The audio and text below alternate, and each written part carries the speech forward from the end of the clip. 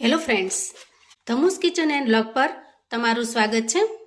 આજે આપણે બચેલા રોટલીના લોટમાંથી એક એવી રેસિપી બનાવીશું જેને જોઈને તમને ખરેખર નવાઈ લાગશે કે વધેલા રોટલીના લોટમાંથી પણ આટલી સરસ રેસિપી બની શકે છે। તો એના માટે થઈ અને અહીં મેં બપોરનો વધેલો રોટલીનો લોટ લીધેલો છે।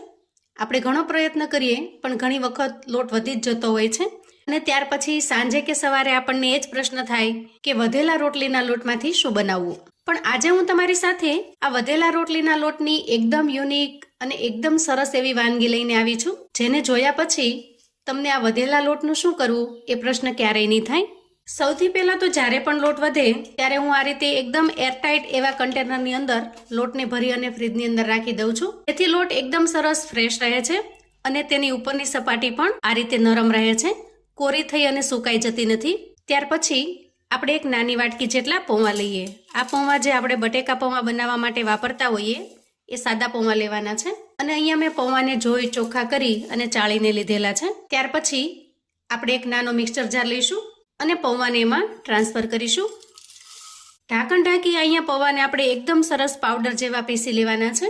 જુઓ, અહીંયા મિક્સરને થોડું વધારે ચલાવી આ રીતે એકદમ પાવડર બને ત્યાં સુધી એને પીસી લેવાના। અહીંયા તમે જોઈ શકો છો પૌવાનો એકદમ સરસ ફાઇન પાવડર બની ગયો છે। ત્યાર પછી આપણે એક મિક્સિંગ બાઉલ લઈશું અને એમાં 1 ચમચી જેટલું બટર એટલે કે માખણ ઉમેરીશું। માખણ તો લગભગ આપણા બધાના ઘરમાં અવેલેબલ હોય છે, છતાં પણ જો તમારી પાસે માખણ અવેલેબલ ન હોય તો તમે અહીંયા 1 ચમચી જેટલું ઘી પણ વાપરી શકો છો।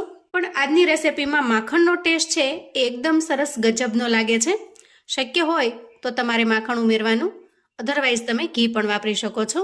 હવે ચમચીની મદદથી માખણને આપણે થોડું અમથું આ રીતે છૂટું પાડી લઈએ જેથી ઝડપથી મિક્સ થઈ જાય। હવે મેં જે અહીંયા રોટલીનો લોટ લીધેલો છે એમાં માત્ર થોડું મોણ જ નાખેલું છે, તો બાકીના મસાલા આપણે આ બટરની અંદર કરીશું। સૌથી પહેલા ઉમેરીશું સ્વાદ પ્રમાણે મીઠું, તો જેટલો લોટ હોય એના પ્રમાણમાં તમારે અહીંયા મીઠું ઉમેરવાનું છે। ત્યાર પછી 1 મોટી ચમચી જેટલા સફેદ તલ ઉમેરીશું। થોડા ચપટી જેટલા અજમાને આપણે બંને હાથથી મસળીને ઉમેરી દઈએ અને થોડું અમથું 5 ચમચી જેટલું લાલ મરચું ઉમેરીશું, જેનાથી રેસિપીમાં થોડી સ્પાઇસીનેસ આવી જશે।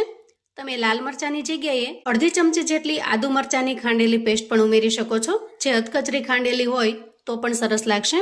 હવે આ બધી જ વસ્તુને આપણે સરસ રીતે મિક્સ કરી લઈએ। જુઓ, અહીંયા થોડી વારની અંદર બટર મેલ્ટ થઈ ગયું છે અને મસાલા પણ એના અંદર સરસ રીતે મિક્સ થઈ ગયા છે। આ સમયે આપણે પીસીને રાખેલો પૌવાનો લોટ ઉમેરી દઈએ અને સરસ રીતે મિક્સ કરી લઈએ। જુઓ, હવે અહીંયા બધી જ વસ્તુ સરસ રીતે મિક્સ થઈ ગઈ છે। એ સમયે આપણે વધેલો ઘઉંનો લોટ લઈશું અને એમાંથી થોડો થોડો કરી અને આ મિશ્રણની અંદર ઉમેરીશું। આ રીતે માત્ર થોડો થોડો જ લોટ લેવાનો છે અને મિશ્રણની અંદર આ રીતે મિક્સ કરતું જવાનું છે। લોટને જો તમે ફ્રીજમાં મૂકેલો હોય તો ફ્રીજમાંથી કાઢી અને થોડી વાર માટે એને સામાન્ય તાપમાને આવી જવા દેવાનો, જેથી એ થોડો સોફ્ટ થઈ જશે। તો મિત્રો, વધેલા રોટલીના લોટમાંથી તમે કઈ કઈ રેસિપી બનાવો છો એ મને કોમેન્ટમાં ચોક્કસથી જણાવજો। આજે જે રેસિપી હું તમારી સાથે શેર કરું છું એ પહેલાં તમે ક્યારેય ટ્રાય નહીં કરી હોય। એટલી ટેસ્ટી અને મજેદાર બને છે કે નાના બાળકોથી લઈ મોટા ઘરના વડીલોને પણ ખૂબ જ પસંદ આવશે। અહીંયા રોટલીનો લોટ મેં એકદમ સિમ્પલ રીતે બાંધેલો છે। મેં અગાઉ કહ્યું એમ એના અંદર માત્ર થોડું જ મોણ નાખેલું છે। તો અહીંયા બધા જ લોટને મેં આ રીતે નાના નાના પીસમાં વહેંચી અને બાઉલમાં ઉમેરી દીધો છે અને હવે આપણે હાથની મદદથી સરસ રીતે પ્રેસ કરી અહીંયા ડો તૈયાર કરી લઈએ। થોડી વાર માટે બંને હાથની મદદથી તમારે આ રીતે મસળી લેવાનો, જેથી એના અંદર જે આપણે બટર ઉમેર્યું છે એ બટર પણ સરસ રીતે મિક્સ થઈ જશે અને મસાલા પણ સરસ રીતે ભળી જશે। હવે તમે જોશો કે રોટલીનો લોટ છે થોડો અમથો કઠણ બન્યો છે, કેમ કે આપણે એના અંદર જે પૌવાનો લોટ ઉમેર્યો છે એ ધીરે ધીરે એના અંદરની ભીનાશને શોષી લે છે, એટલે તમને થોડું પાણી ઓછું થયું હોય અને લોટ થોડો કઠણ થયો હોય એવું લાગશે। એટલા માટે જ લોટને તમારે ફરીથી થોડો કૂણવી લેવાનો, જેથી એ એકદમ સરસ સોફ્ટ થઈ જાય। આ રીતની કન્સિસ્ટન્સીમાં આપણે લોટને તૈયાર કરવાનો છે અને અહીંયા લોટને તૈયાર કરતી વખતે એમાં પાણી કે તેલ બિલકુલ ઉમેરવાનું નથી, માત્ર જે મસાલા આપણે તૈયાર કર્યા છે એના અંદર જ લોટને બાંધીને તૈયાર કરવાનો છે। તો અહીંયા આપણો પરફેક્ટ એવો લોટ બનીને તૈયાર છે। તો હવે રેસિપી બનાવવા માટે આપણે જે આ રીતે સેવ પાડવાનો સંચો આવે છે એ સંચો લઈશું। હવે સંચાની અંદર આપણે જે આ સ્ટારવાળી બ્લેડ આવે છે એ બ્લેડને સેટ કરીશું। જુઓ, આ રીતે અને બ્રશની મદદથી અંદર બધી જ જગ્યાએ સરસ રીતે ઓઇલથી ગ્રીસ કરી લઈશું અને સંચાના આ ભાગ ઉપર પણ થોડું ઓઇલ લગાવી દેવાનું, જેથી અહીંયા લોટ વધારે ચીપકી ન જાય. ત્યાર પછી આપણે જે લોટ તૈયાર કર્યો છે એ લોટ લઈએ અને એને સંચામાં ભરવા માટે આ શેપની અંદર તૈયાર કરી લઈએ. તે ભર્યા પછી થોડું હાથની મદદથી પ્રેસ કરી દેવાનું, જુઓ, જેથી વચ્ચે ક્યાંય પણ ખાલી જગ્યા ન રહે. અને ત્યાર પછી સંચાનો ઉપરનો ભાગ આપણે ફિટ કરી દઈશું. અહીંયા તમારી પાસે જો વધારે લોટ હોય તો સંચાને છેક સુધી નહીં ભરવાનો, કેમ કે છેક સુધી ભરશું તો સંચો બંધ કરવામાં તકલીફ પડશે. આ રીતે એકદમ સરસ રીતે બંધ નહીં થાય. હવે તમારે આ રીતે કોઈ થાળી, પ્લેટ કે ડીશ લઈ લેવાની છે અને એને આ રીતે ઊંધી સેટ કરવાની છે. ત્યાર પછી સંચામાં આ રીતે પ્રેશર કરી અને આગળનો ભાગ છે એને થોડો ગોળ વાળી લેવાનો, જુઓ, અને પાછળની સાઈડ પણ આ રીતે ફિક્સ કરી દેવાનું. આમ કરવાથી એકદમ સરસ મજાની ચકરી પડીને તૈયાર થશે. અહીંયા ચકરીનો શેપ તમે થોડો મોટો પણ કરી શકો છો, જુઓ, આ રીતે મોટા શેપમાં પણ બનાવી શકો છો. લોટ જો થોડો કૂણવાયેલો હશે, થોડો સ્મૂથ હશે તો એકદમ સરળતાથી પડીને તૈયાર થશે.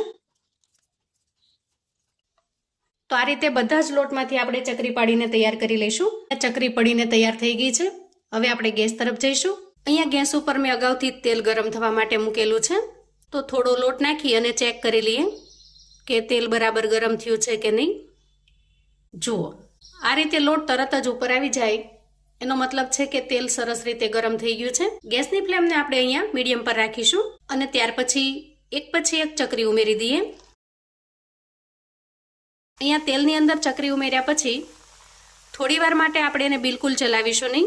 જુઓ, ચકરી જેવી સરસ રીતે તળાઈ જશે એટલે ઓટોમેટિક ઉપર આવી જશે અને ત્યાર પછી આપણે એની સાઈડને ચેન્જ કરી લઈશું.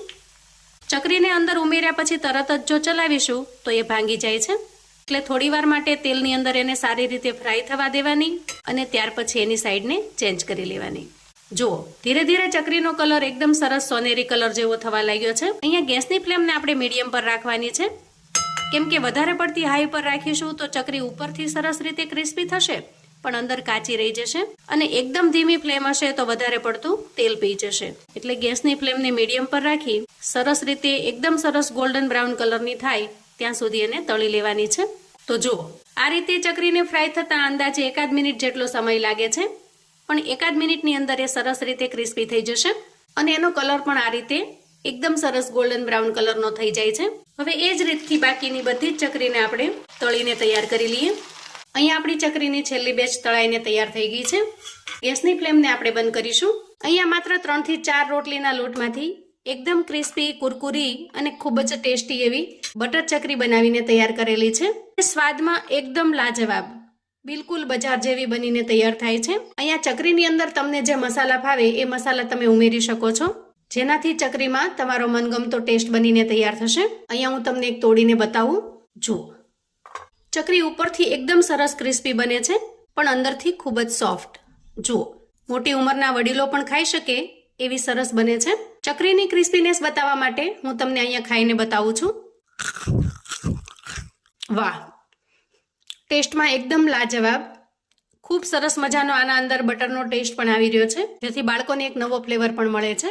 તો આ રીતે જ્યારે પણ લોટ વધે તો તમે આ નવો નાસ્તો બનાવીને તૈયાર કરી શકો છો. બાળકોને લંચ બોક્સમાં, ટિફિન બોક્સમાં ચાની સાથે ખાવાની ખૂબ જ મજા પડી જાય એવી ટેસ્ટી બને છે. તો મિત્રો, આવું અવનવું જાણવા માટે અને મને સપોર્ટ કરવા માટે ચેનલ પર જો તમે નવા છો તો પ્લીઝ ચેનલને સબસ્ક્રાઈબ કરો.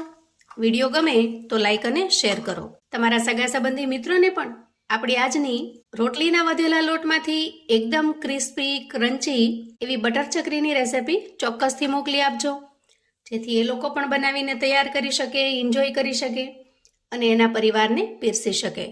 કોમેન્ટમાં મને ચોક્કસથી જણાવજો મિત્રો કે વધેલી રોટલીના લોટનો આ ઉપયોગ તમને કેવો લાગ્યો છે. ફરી મળીશું એક નવી રેસિપી સાથે. ત્યાં સુધી આવજો મિત્રો.